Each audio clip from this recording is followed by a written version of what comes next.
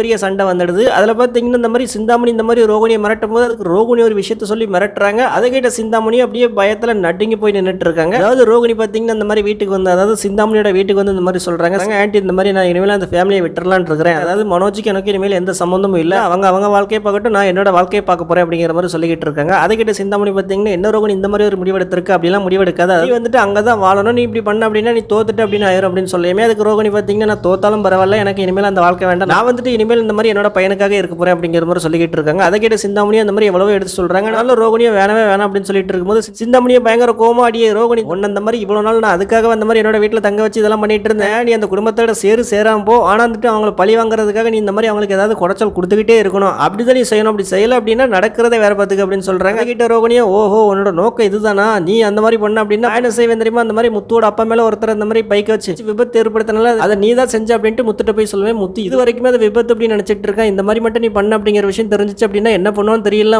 இங்க வந்து முத்து ஒன்னாட்டி வெளுத்துரும் அப்படின்னு சொல்றாங்க. அதை கிட்ட சிந்தாமணியும் ஐயோ என்னடா இப்படி மிரட்டுறா அப்படிங்கிற மாதிரியும் பார்த்துட்டு இருக்காங்க.